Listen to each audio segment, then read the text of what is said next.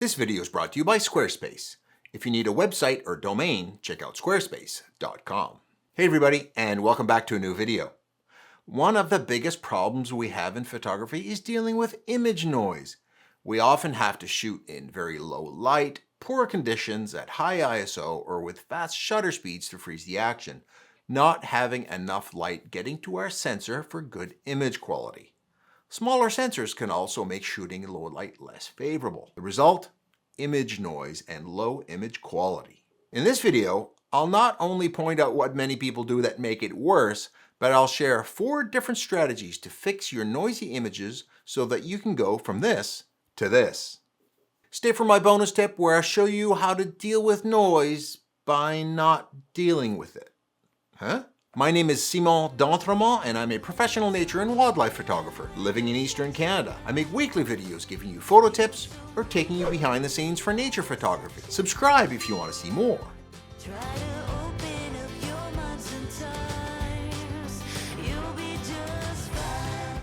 Okay, let's tackle how to deal with noisy images.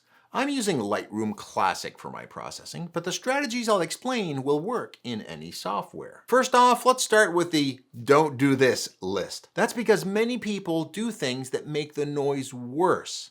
At the least, we need to avoid these problems.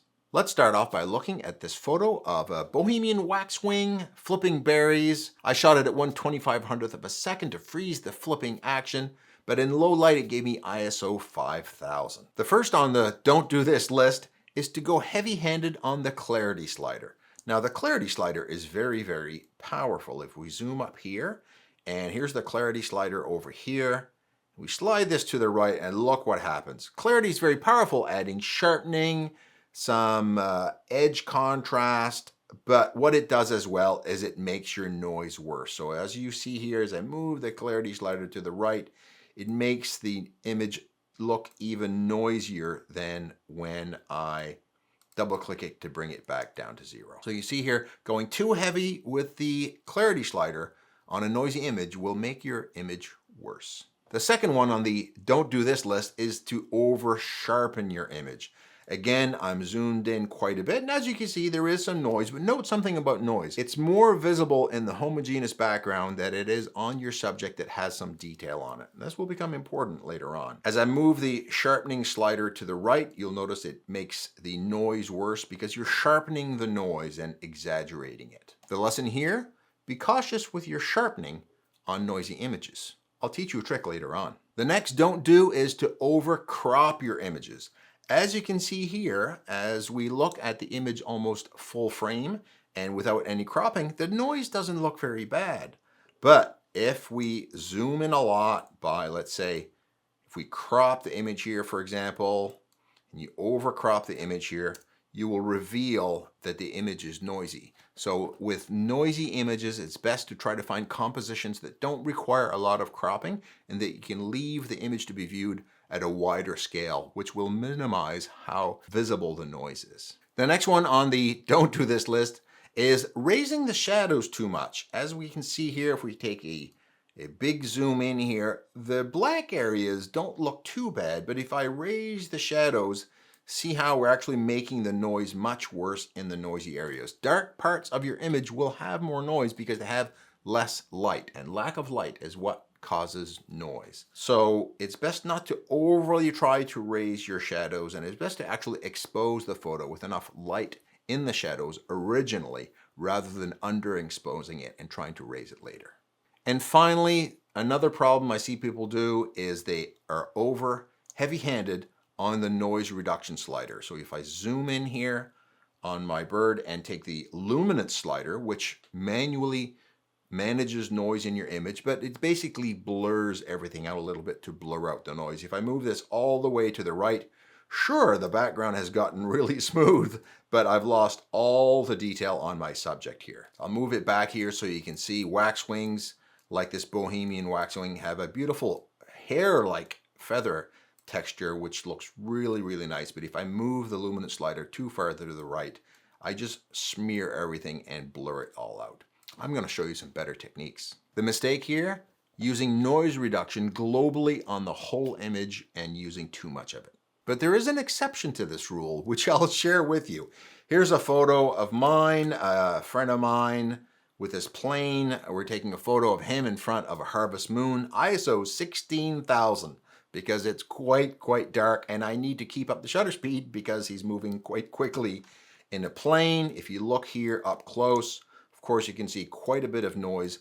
But the exception to the rule about the luminance slider and getting rid of noise is, look what happens if I move the luminance slider to the right. Shiny surfaces like the plane here and the pontoons actually can look pretty good if you've been heavy-handed a bit on the noise reduction slider, because they are smooth, clean surfaces with no detail. So the noise actually shows up as detail that's not supposed to be there. And if you smooth it out, it can actually look pretty good. So on the side of a car or the side of a smooth building or glass, using a lot of noise reduction and making it very smooth can actually work in those unique circumstances. We saw earlier that using the sharpening or clarity sliders a little bit too aggressively can really make background noise much worse. So my next tip on noise reduction is actually doing sharpening in a much smarter way. And in Lightroom, there is a great trick for this. If you go to the sharpening panel under detail, here I have a photo of the Milky Way in front of some sea stacks in the ocean at ISO 3200.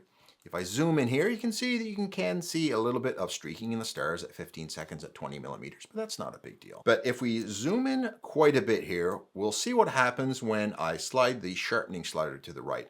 See how I'm making that background noise between the stars much worse by moving the sharpening slider over. But there's a trick. At the bottom here, there's a masking slider, and the trick is to use this slider. You press Alt on a Windows keyboard, on a Windows PC, and that would be Option on a Mac. And when you move the masking slider, you will see that it creates a mask where the areas that you want to sharpen are left in white, and the clean background is made black, and the sharpening only applies to the areas in white. So now I can add sharpening, and as you can see, I'm making the stars much sharper, but leaving the background untouched. I'll back up a little bit here so you have a better sense of what's going on. See here, the areas that have a little bit of detail or shouldn't be too noisy are left in black, and the areas that you want to see a little bit more detail, like the trees or the stars, are left in white. And that way, when you apply the sharpening, it only applies the sharpening to the areas that were masked in white. So the trick here is to make sure that your sharpening is done right so that your noise reduction doesn't become more of a problem later on. I'd like to thank the sponsor of this video, Squarespace. If you haven't heard of them, they're an all-in-one website platform that helps you create your website from scratch. You don't need any coding experience or even to be tech savvy. They have lots of templates to choose from to make it easy to get your own website up and running in no time. But even though they have great templates, like ones for photography, for example, the place to go now is to use their new Design Intelligence feature, using both Squarespace's experience and cutting-edge AI, helping you tailor your own website to your own specific needs. It can even help you write text to describe your business or with search engine optimization. I've done that myself. It looks really professional to have online galleries and your own domain. And a website is also a great way to monetize your work by setting up an online store using Squarespace Payments, which you can set up with just a few clicks. You can even do buy now and pay later with options like Afterpay. Go to squarespace.com to sign up for a free trial, and when you're ready to launch, go to squarespace.com/Simon for 10% off your first purchase of a website or domain. Now, the next technique revolves around the fact that we saw earlier that if you sharpen the background, you'll make the noise in the background much worse, and if you apply too heavy-handed of a noise reduction on your subject, you'll lose all your detail. So here I have a photo of a short-eared owl shot at 12,800, right at sunset, but I needed some shutter speed to be able to make sure that I could freeze the action if it took off at sunset, which it did. So now the first thing we're going to do is use the previous trick, which is use the masking slider and make sure that we're only applying sharpening to our subject properly. Now let's zoom in a little bit here. Zoom in a little bit more, which, by the way, you can zoom in and out in Lightroom by pressing the Shift key and then moving by pressing the left mouse button and moving your cursor left and right, you can zoom this way rather than going over here and changing the percentage, which is often what people do. There's a much easier way to do that. So the first trick we're going to do here is we're going to apply denoising to the background only. So up here, we're going to select the masking icon and click background. And in the latest versions of Lightroom, this should be available for you. The mask will show in red or whatever color you've selected. And if you press O on your keyboard, you'll cycle the mask on and off. Now that we have our background selected, we'll go down to noise reduction. And here we'll slide the noise reduction slider to the right, but all we're doing is denoising the background. So you can actually move this quite a bit to the right, and we are not negatively impacting the sharpness of our subject, the owl. Now what we do in concert with this is we create another mask now on the subject. And now that we have a mask on the subject, we can actually add a little bit of sharpness. Now there can be some noise sometimes in our subject as well, but a little bit of sharpness and maybe a teeny bit of noise reduction, those two in concert should be able to get a little bit of detail back on your subject. So now we have added a little bit of sharpness back to our subject, denoised the background quite a bit, and only denoised our subject just a little bit. So now if we compare the before and after, on the left is the before, and on the right is after, we can see that the background is much cleaner and the subject has retained a certain amount of detail, about the same amount of detail as before, but with the background much cleaner, the image appears to be in much higher quality. The moral of the story here, denoise the background selectively, and then on the subject, use your sharpening selectively on your subject only. By the way, if you'd like to learn more about how to process wildlife photos in Lightroom Classic, I just launched a new course in the last week with 29 modules and 10 hours of content to help you take your images from this to this and this to this. I even have an introductory launch price with $100 off. Get more detail at the link below. Now the next technique I'm going to show you is to use intelligent or AI-based software, which can basically do in a fewer number of steps and automatically what we did manually earlier, which is more aggressively denoise the background and less aggressively denoise the subject and maybe sharpen it a little bit as well. Now there are two different options to do this. One would be to use the denoise algorithm in Lightroom. Here it is right here. So I've got two lines shot. It was very, very dark. I'm down to 1/40th of a second, f4 at ISO 12,800. Getting sharp images with a 600mm lens at 1/40th of a second is not easy. You have to use your best technique and take lots of images to make sure that the subject doesn't move even the least bit. And as you can see here, on the subject, the noise is not terribly visible. You can see it if I zoom in quite a bit to the eye here, for example. But when you move back a little bit, you'll see that the background is where you can really see that noise quite a bit. And again, when I'm making my changes, I like to zoom in on the image where I can see the face in part of the image and the background as part of the image, because getting the ratio right between the background and the subject is really what sharpening and denoising is really all about. So here again, I'll use a mask, and it's easier to see what the mask is doing when you back up a little bit. And as you can see here, using the mask on the Lightroom sharpening algorithm here, I can sharpen a little bit. But let's zoom in again here, and we're gonna hit the denoise button. And here I like to move again where I can see the subject and the background. And sometimes it's nice to look at things like these features that stick out into the background, like eyelashes or whiskers. And then you can see how much you want to apply. And that hit enhance. Now while this processes, it can take a few seconds. I should note that using AI-based software like the one in Lightroom here can flag software that's designed to detect AI, which might be used, for example, in a photo contest. So many photo contests will run photos through AI detection software to make sure it's a legitimate image taken out of a camera and not overly manipulated. And AI-based tools may trigger an alert and make your photo disqualified. So be very cautious of using these tools if you're applying for photo contests. And here's the final result. Cleaned up the background quite a bit. Subject still looks pretty good. including the eye here, which is much less noisy. Let's have a look at the before and after. There we go. There is the result on the left and the original on the right. You can see with this tight zoom that the eye is nice and glossy again, and the amount of detail in the fur here is very similar to what we had before. If I back this up a little bit and I move out so you can see the background as well, you'll see that the background is looking pretty good.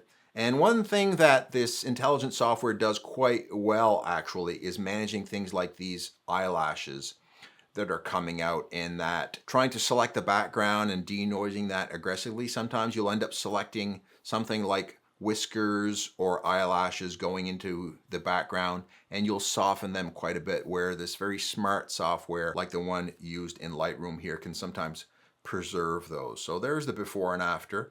Another option is to use something like third-party software, which can be installed on your computer as a plugin in Lightroom. So let's have a look at that. So here's this photo here, again, shot at ISO 12,800, and I can hit Photo, Edit in, Topaz Denoise AI. Full disclosure here, I do have a commercial relationship with Topaz. Let's see how Topaz does in this case. And again, similar to using the Lightroom denoise model, you'll see the before and after, that it removes the noise out of the background, preserves those eyelashes, makes the eye nice and glossy, and preserves lots of detail in the fur. So these tools are quite powerful and do work quite well.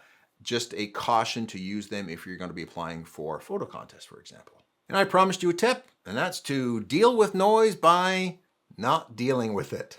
That's right. That's by embracing your photo as it is and not overly trying to manage the noise. For example, this elephant shot, I took backlit, and we moved the boat around to get the sun right in the perfect position. But of course, it's heavily backlit, so to not blow out the sky and the sun, I had to underexpose my subject. Now, what I could do here, of course, is raise the shadows quite a bit, but you know, it's just gonna be a noisy mess if I do. The reality is this photo is best served by staying as a silhouette, like this. So in this particular case, I wouldn't do much. Maybe add a linear gradient to the bottom here, maybe to make the image a little bit more dynamic. Maybe the same thing in the sky, maybe add a little bit of a gradient from the top as well to make it look a little bit more interesting. And there's the before and after. I wouldn't do much more than this in a photo like this. It doesn't need it. It's a great scene, it's beautiful, there's some beautiful light. So don't always try to overly manage the noise if it doesn't need to be managed. If there's a way to make your photo beautiful and leave the noise hidden in there somewhere, feel free to go ahead. Don't listen to people who say, oh, that image is noisy, it's a problem. I think people over exaggerate a bit how bad noise is a problem in images, and sometimes can add some nice character to your photos as well. If you're wondering where noise comes from in the first place, check out my video on that, which you can see right here. If this video is deserving, give it a like and YouTube will show it to other photographers to help them in processing noisy images. And I hope this information has helped you so that you can go out the next time and come home with your own unique and amazing photos. I know you can do it.